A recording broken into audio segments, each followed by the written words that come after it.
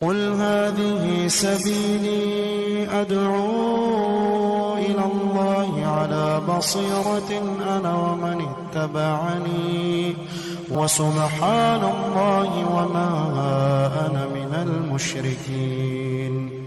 اعوذ باللہ من الشیطان الرجیم. بسم اللہ الرحمن الرحیم.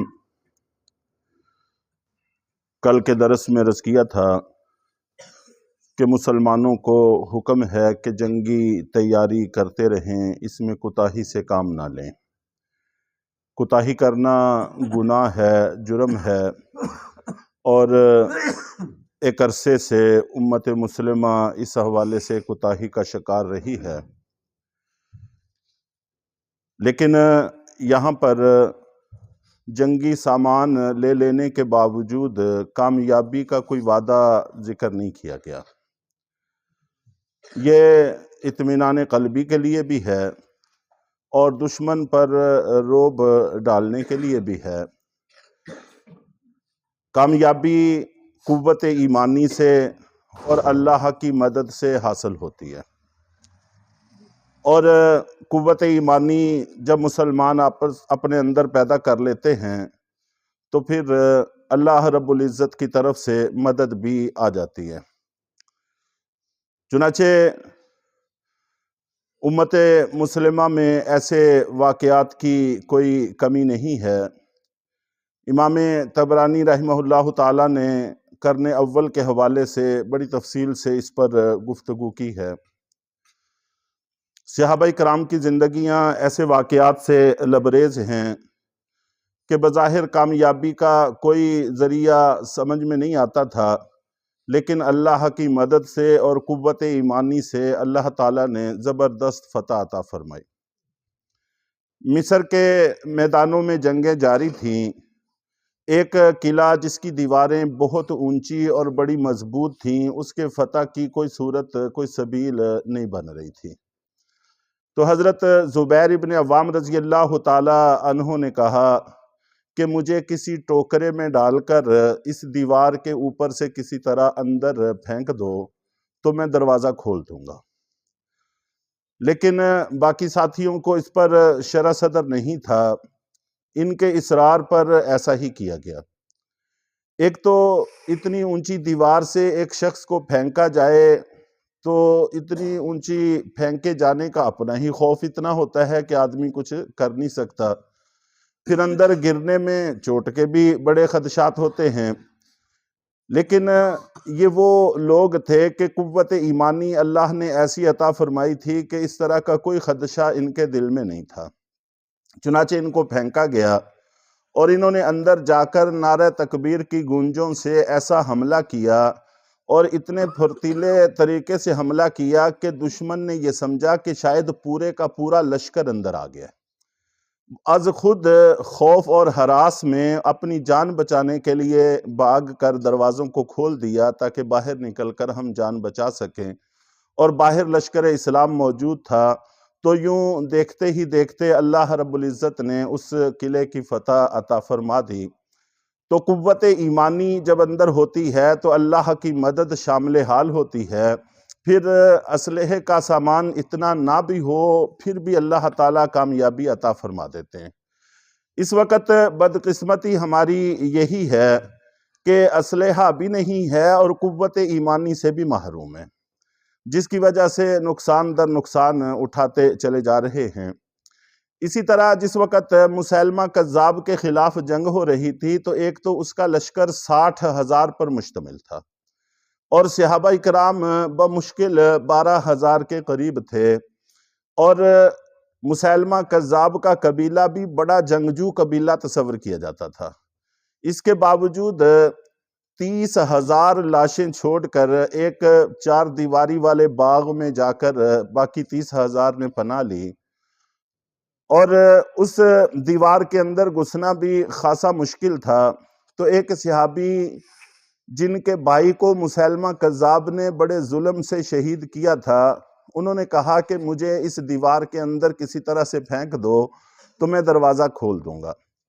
حضرت خالد بن ولید رضی اللہ تعالیٰ عنہ قیادت کر رہے تھے تو وہ ایک صحابی کو اپنے ہاتھوں کھونا نہیں چاہتے تھے، لیکن ان کے اصرار پر انہوں نے کہا کہ اس کے علاوہ کوئی راستہ نہیں ہے، چنانچہ اندر پھینکے گئے اور اندر جا کر مقابلہ بھی کیا اور قتل کرتے کرتے دروازے تک پہنچے اور جا کر دروازہ کھول دیا تو بڑے لشکر میں دشمن کے علاقے میں یہ جرت اور مردانگی سوائے قوت ایمانی کے اور کسی صورت میں ممکن نہیں ہے۔ تو بہرحال اللہ تعالیٰ کی مدد قوت ایمانی سے بھی آتی ہے، تو قوت ایمانی پیدا کرنا تو ہر حال میں ہمارے لیے ممکن ہے، اور یہ تو کرنے اول کی مثالیں ہیں جو ختم ہو ہی نہیں سکتی۔ اس دور میں جو ہماری زندگیوں میں دیکھتے ہی دیکھتے پیش آئے، آپ جانتے ہیں کہ افغانستان پر پوری دنیا چڑھ دوڑی تھی، اور وہ افغان قوم کے 40 سال تک انہوں نے جنگ لڑی ہے، اور یہ کہنا آسان ہے 40 سال تک جنگ کا سامنا کرنا، لیکن عملاً اس کو برداشت کرنا آسان کام نہیں ہے۔ لیکن انہوں نے جو اسی دور میں زندہ ہیں، قوت کے ساتھ 2 سپر پاور طاقتوں کو ملیا میٹ کیا، ذلیل و خوار کیا، اور وہاں سے کس حال میں امریکہ اپنی پوری طاقت کے ساتھ اور پوری دنیا کے ساتھ بھاگا، یہ بھی ہم سب کے سامنے آشکار ہے اور واضح ہے۔ اور پھر فلسطین میں جہاں پر یہود کا خیال یہ تھا کہ چند دنوں میں ہم ان کو ختم کر کے وہاں پر اپنے نقشے کے مطابق اپنے مکانات تعمیر کر لیں گے، اپنی کالونیاں بنا لیں گے، باقاعدہ نقشے بنا چکے تھے اور پلاٹوں کی الاٹمنٹ تک کر چکے تھے، لیکن 1.25 سال تک گھٹنے رگڑنے کے باوجود جنگی کسی طرح کی کوئی کامیابی حاصل نہیں کر سکے۔ تو وہ مٹھی بھر مجاہدین نے ہر طرح کی کامیابی حاصل کی، اور پوری دنیا جانتی ہے کہ پہلے دن حماس والوں نے جو شرائط پیش کی تھیں، آج بھی انہی شرائط پر انہوں نے صلح کی ہے، ذرہ بر وہ اپنی شرائط سے پیچھے نہیں ہٹے۔ تو جب قوت ایمانی ہوتی ہے تو اللہ تعالیٰ بے سر و سامانی میں بھی مدد فرماتے ہیں اور کامیابیوں سے مالا مال فرما دیتے ہیں۔ تو اس لیے قوت ایمانی بھی اپنے اندر پیدا کرنے کی ضرورت ہے۔ وَإِنَّ مِنْكُمْ لَمَن لَّيُبَطِّئَنَّ، اور تم میں سے ایسا شخص بھی ہو سکتا ہے جو جہاد میں نکلنے میں سستی سے کام لے۔ فَإِنْ أَصَابَتْكُمْ مُصِيبَةٌ، پھر اگر تمہیں کوئی مصیبت پہنچتی ہے تو قَالَ قَدْ أَنْعَمَ اللَّهُ عَلَيَّ إِذْ لَمْ أَكُنْ مَعَهُمْ شَهِيدًا، تو وہ کہتا ہے کہ اللہ کا مجھ پر انعام ہوا، تبھی تو میں ان کے ساتھ وہاں پر موجود نہیں تھا۔ یہ حالت عام طور پر منافقین کی ہوتی ہے کہ جہاد میں نکلنے سے گریز کرتے ہیں اور سستی اور کاہلی سے مختلف بہانوں سے بچنے کی کوشش کرتے ہیں، اور پھر جب وہ پیچھے رہ جاتے ہیں، مسلمانوں کا لشکر چلا جاتا ہے، وہاں اگر خدا نہ خواستہ کوئی پریشانی لاحق ہو جائے، شکست بھی ہو سکتی ہے، شہادتیں بھی ہو سکتی ہیں، گرفتاریاں بھی ہو سکتی ہیں، بہت سارا جانی نقصان ہو سکتا ہے۔ اگر ایسا نقصان ہو تو چاہیے تو یہ تھا کہ پیچھے رہنے والے مسلمانوں کو اس پر پریشانی ہوتی کہ ہمارے مسلمانوں کو نقصان ہوا ہے۔ تو یہ منافق قسم کے لوگ وہ ہیں جو اس بات پر پریشان ہونے کی بجائے خوش ہوتے ہیں کہ ہماری جان بچ گئی۔ تو جب نفسا نفسی کا یہ عالم ہو جاتا ہے، خود غرضی اس حد تک پہنچ جاتی ہے، تو پھر بھی نقصان ہوتا ہے۔ اور پہلے یہ صورتحال صرف منافقین کی تھی، اور اس وقت ہم کمزور لوگوں کی صورتحال یہی ہے کہ جہاں پر بھی مسلمانوں کا نقصان ہوتا ہے تو ہم اس پر مطمئن رہتے ہیں کہ ہم بچ گئے ہیں، بس اللہ کا شکر ہے کہ ہم بچ گئے ہیں۔ کوئی جنازہ دیکھتے ہیں، کوئی فوتگی دیکھتے ہیں تو مطمئن رہتے ہیں کہ ہم تو نہیں فوت ہوئے، ہم تو ابھی بچ گئے ہیں۔ تو یہ خود غرضی، خود نفسی اور احساس زیاں کا چلے جانا، یہ بھی بہت بڑی مصیبت کی چیز ہے جس کی طرف اللہ تعالیٰ نے یہاں پر ہمیں متنبہ کرنے کی کوشش فرمائی ہے۔ وَلَئِنْ أَصَابَكُمْ فَضْلٌ مِّنَ اللَّهِ، اور البتہ اگر تم کو کوئی اللہ کی طرف سے فضل حاصل ہو، فتح حاصل ہو جائے، مال غنیمت حاصل ہو جائے، لَيَقُولَنَّ كَأَن لَّمْ تَكُن بَيْنَكُمْ وَبَيْنَهُ مَوَدَّةٌ، تو وہ کہنے لگتے ہیں گویا کہ تمہارے اور ان کے درمیان کوئی محبت اور کوئی تعلق کا ناطہ تھا ہی نہیں۔ کیا کہنے لگتے ہیں؟ یا لیتنی کنت معہم،